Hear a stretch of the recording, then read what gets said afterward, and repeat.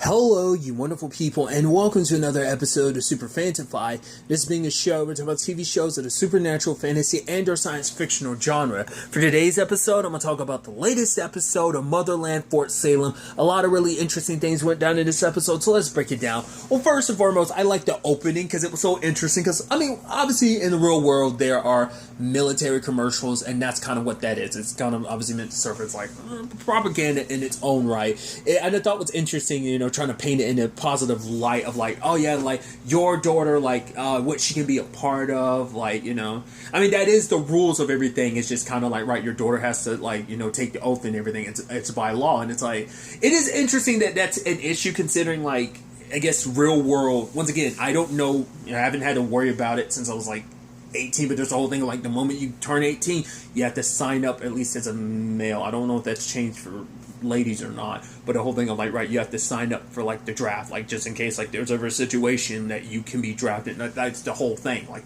you're legally obligated to do that. Once again, I haven't had to worry about it because I haven't been 18 for over like 11 years now. So it's just so interesting of like, that's just kind of a natural part of the world. And like, does that not exist on, I guess this kind of circumvents that in this continuity, but it's just kind of, it's the way things have been. But it's also the thing of, yeah, but just because it's the way things have been doesn't mean everyone's going to be okay with it. I mean, because the way things have been, it's been like this for so long, and obviously so many people see like what the spree are able to do, what happens to their children. It's like, no, you're not going to sign my children up.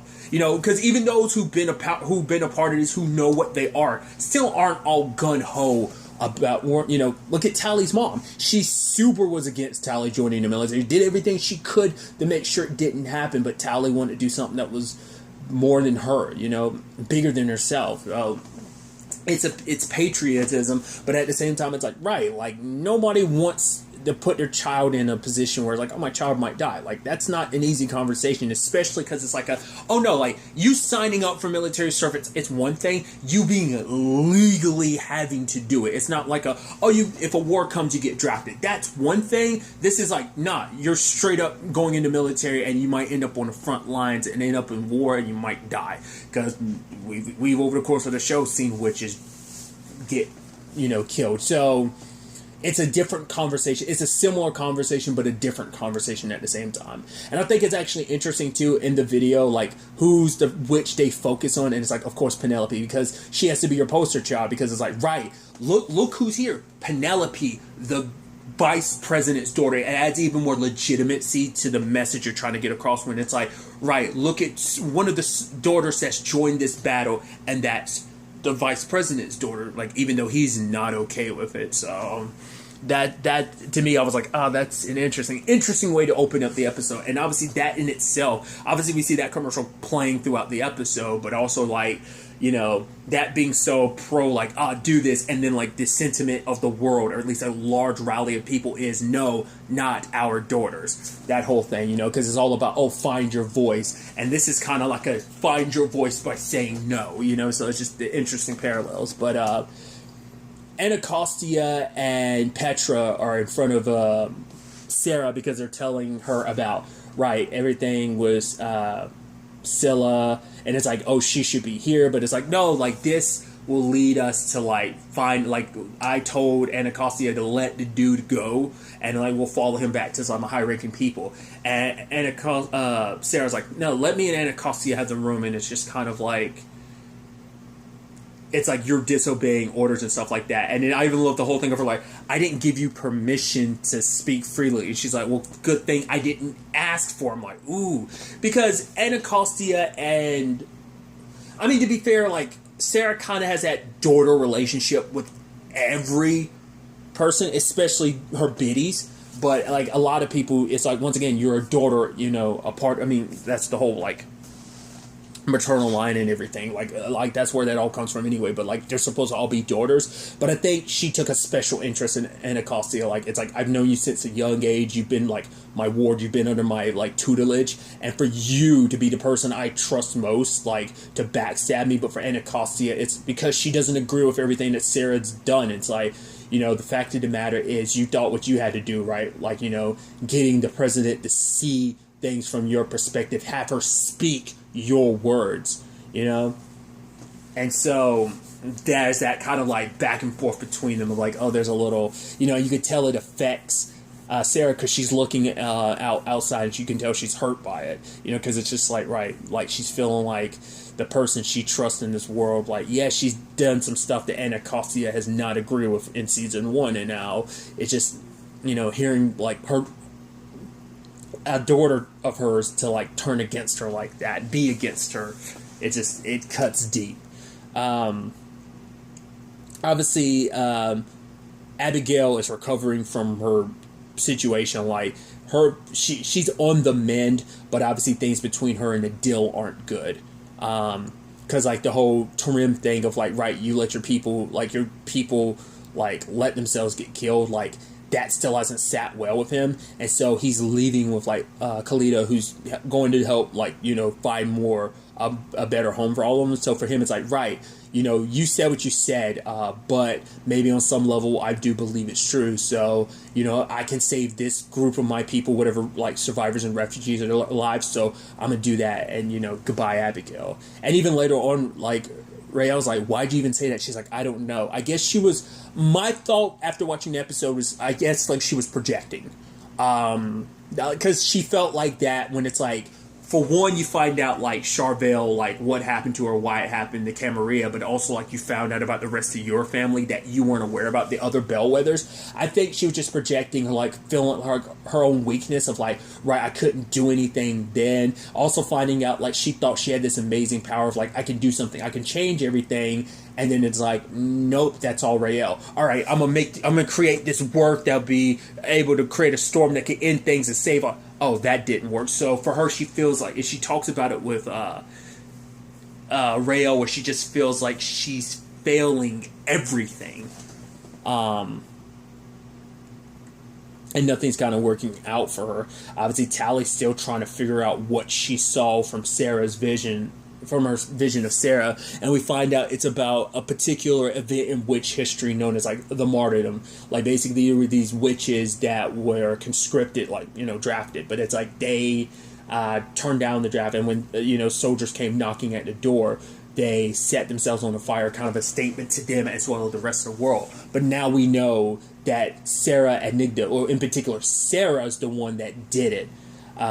She kind of made them martyrs, even though they weren't meant to be. So I guess maybe it was a situation of they were going to be like, no, we're about this, and then Sarah killed them and made it seem like they killed themselves just to service a point, which I think would be, not unless she did that because she felt like, well, she says she had no choice, she had to. For her, it's like, whatever she did, it's like, I think in her mind, it's like, I did it for the betterment of witches, like, this will be a message that will be necessary. Because obviously what's getting to Tally too is it's not just Nigda that's been like removed from like history. Even like looking back on that particular event, it's like Alder's name is nowhere to be mentioned, so it's like she wasn't there. Like Alder, I mean, we've seen that showcase over the course of the show. Alder's able to warp things to be what she wants them to be. She can warp people's minds to be what she wants to be. She's done it multiple times with the president, and now it's a situation of she can warp history to be what she needs it to be. Granted, we don't know if there's anyone like... We've seen that she might be the general in charge of the army, but even she answers to a whole bunch of people. Like, once again, she's not top dog. There's the Hague, and then there's like the matriarch, like from last episode. Like, even she's like, yeah, I don't answer to you, so there's still a hierarchy above her. Like, who do they answer to? I guess it's like, maybe the whole thing is their own business, and it's like, but like, who does like, aside from like Sarah answering to the president to a certain extent, which is like, because she's a witch, she has power over her, but like, what power other than the Hague exists over Sarah? Like, is there any higher power than the Hague? Because that feels more like a collaboration, like I'm working with the Hague, not necessarily that the Hague is above me, but I could be wrong. That's just always been my interpretation of that, but... Nevertheless, there's also the whole continued conversation about, like, obviously everyone hooking up. Rael, like, it's like looking through the cards. It's like, I love that there's literal, like, almost trading cards made of, like, oh, here's some of your potential people you should hook up with to continue your witch line. But obviously, like, her mom keeps bringing it up about, oh, like, Grigori, he's got a lot of prospects and stuff like that. But it's like, God, what did she call him? She called him something with a penis or something. Like, she made a reference to something, and then she said it was something with a penis. I don't remember what it was. I was like, it caught Tally and Raelle off guard, but, because she has to, because she's like, for her, it's like, right, fighting the Camarilla, like, fighting our enemies is more important. And it's like, yeah, but, like, there are multiple fronts to this war. Like, preserving our bloodline is very important, too. So, like, don't discount it as just being, like, nothing. It matters as well. But then later on, Gregoria's like, no, I'm sure Adele misses you too. She's like, don't you have enough to worry about, with your own personal relationship prospects? I mean, because for my mom, she's like, oh, it seems like you got a lot of prospects. And he's like, why does it seem like you find that so hard to believe? He's like, why do you find it so hard to believe that, like, there are many women who are like, oh, they're cool with, like, potentially, like, helping continue to, like, why is that such a shock to you? Sarah is, doing an interview talking about, obviously what this all means, like, these daughters being welcomed in, like, obviously looking after, finding a place, a home for these young women, even saying, like, right, like, the setup we have for them, like, many people have it in their mind what it's going to be, but it's like, no, this isn't some medieval stuff. It's like, we're going to accommodate them properly. But then obviously a large crowd of people, once again, shouting, not our daughters, and, and that level of hatred. And that comes up later on when Raelle was like, have you ever seen anything like this? And for, Sarah, it's like, yes, far too many times, Cadet. Like, no matter how much good service we do, like, there will always be those who hate us. That's why the Camarilla exists, that hatred. And the sad thing is that's just part of human nature, like, that a lot of people can get consumed by the hatred, like liking someone. It's a combination of self-preservation, but also not liking something you don't understand, especially when that something you don't understand can influence your life. For them, it's like, it's not a thing of like, right, that witch stuff is, no, it's like, no, because humans, civilians get caught up in the witch stuff all the time, and the spree are massacring people, so it turns into like just a humanity situation while also being a species situation, while also being a nationalism type of thing. Like, it's a layer of like all of that combined in one, this whole ordeal and this whole situation, because it's everyone looking out for theirs, because like, right, I don't want my daughter to be a witch because I don't want her to get mixed up in this. But I think it's also the thing of like, right, these witches are monsters. I don't want my daughter to become a monster. And that's the whole thing with, not necessarily that, except, to a certain extent, that flows into like the whole thing with the vice president and Penelope, because even Tally tried to play like mediator, being like, no, what your dad meant was, because he's like, I just want you to be my daughter. And she's like, I am your daughter, but I'm also a witch. Like, the fact is that if you can't accept both sides of me in that regard, that makes you no different than the people out there that hate me for being a witch. And he recognizes that. And it's just he's a father that's like, I mean, this is a lot kind of getting thrown at him because it came out of nowhere. Because even Tally tried to mediate by being like, right, like, even fam people who know that they're witches, like, this is still a lot to kind of take in, so. But for him, it's just like, at the end of the day, all he ever does want to do is protect his daughter. That's what this is all ever been about, is looking after her, trying to protect her.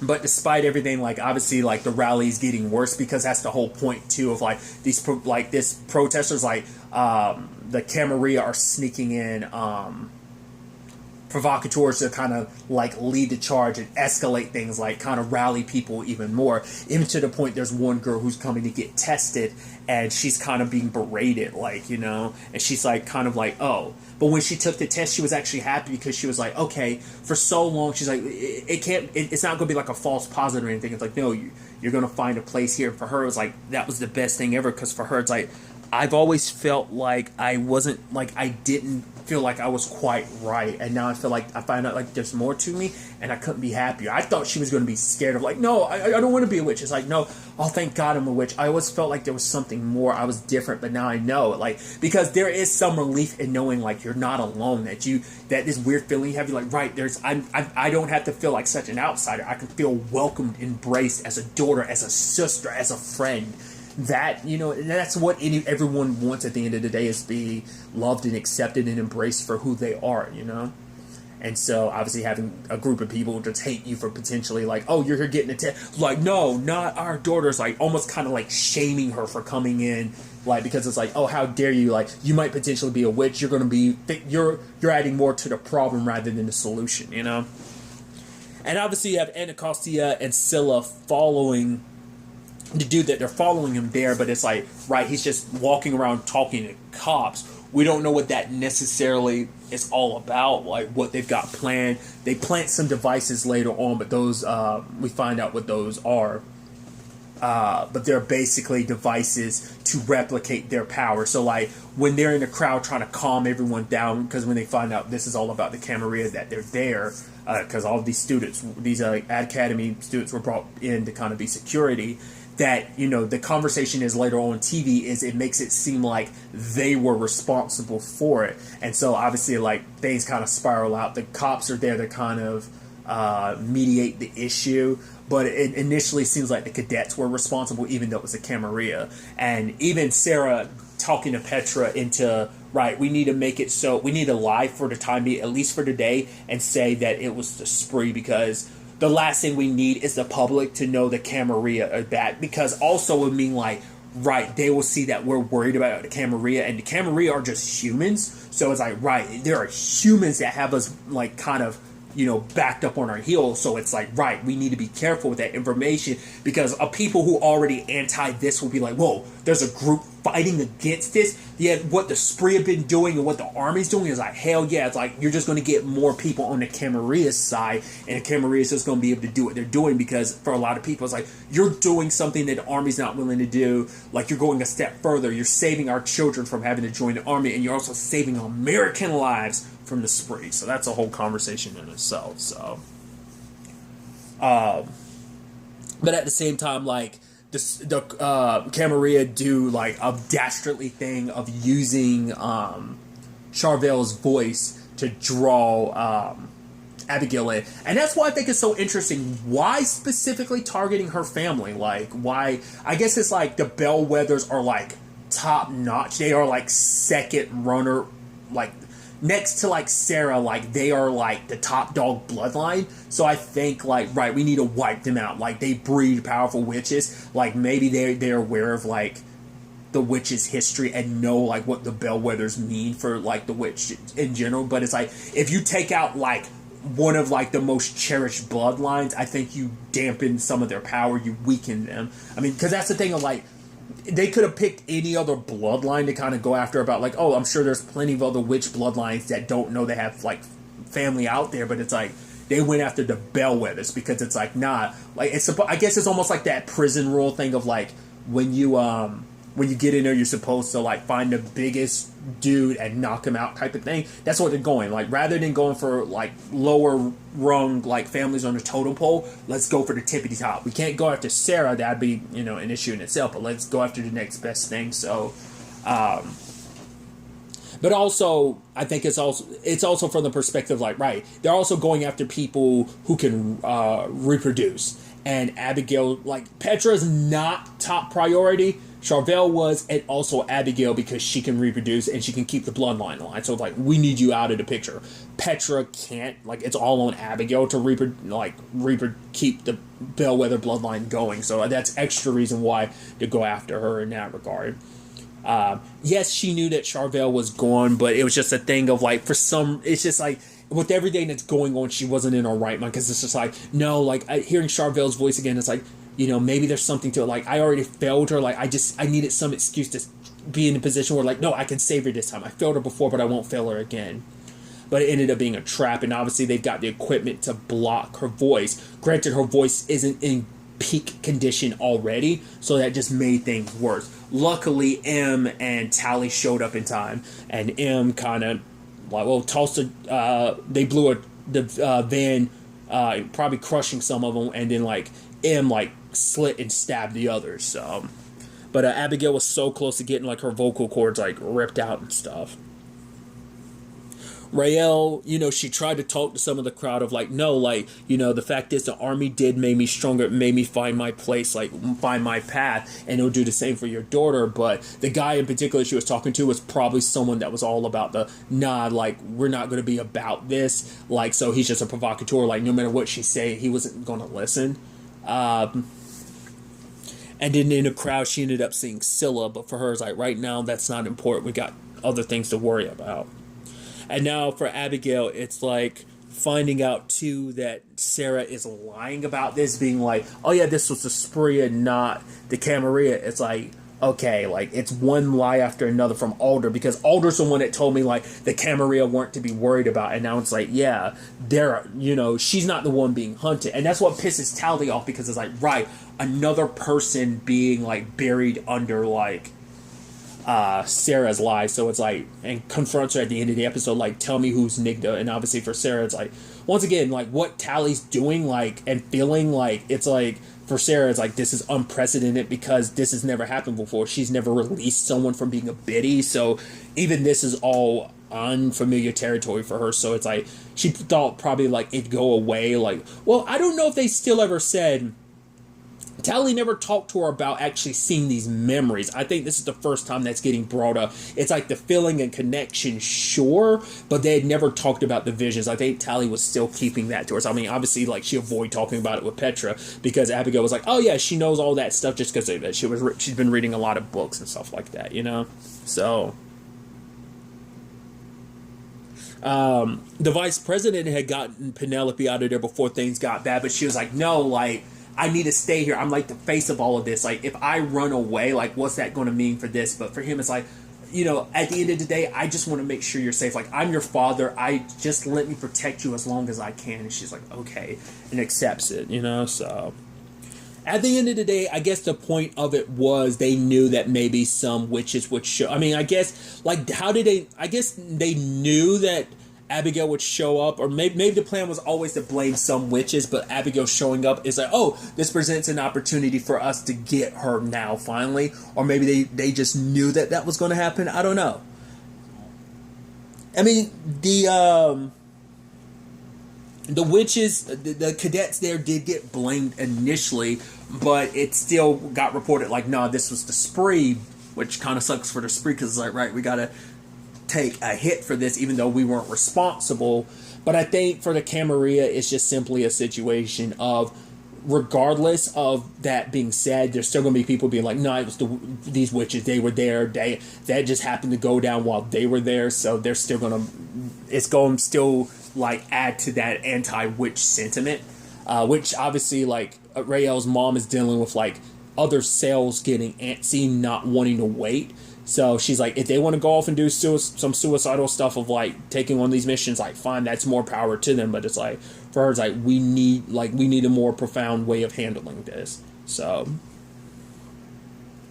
we'll ultimately have to wait and see where everything ends up taking us next episode. Maybe now that Tally's confronted, Sarah will finally get a lot more information about Nigda, but also, what the Camarilla really has planned next. Now that Rael knows, like, oh, Scylla's out there, not knowing the ins and outs about everything, but having run into Scylla like that, that's also bringing her a step closer to finding out her mom's alive, so that's going to be a whole thing in itself. But also, like, what happens to Abigail now, where it's like, right, like, they are going to continue to come after her. They almost got her this time too. So just once again, like, everything's going wrong and beating down on Abigail. But Rael did try to make her feel better, being like, I don't think things between you and Adil are done.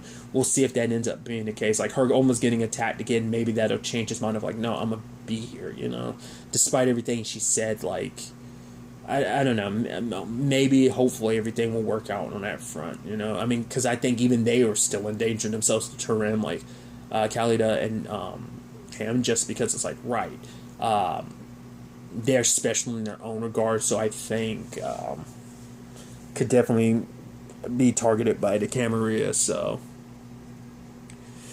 I am curious, like, with that device, like, do they was that all there was of Charvel's voice, or do they still have it? Like, was that like copied to a machine, or like is it a thing of like they use your entire voice for it, so there's no like replicating it amongst other devices, or like is it just, like I said, just kind of programmed and copied into one?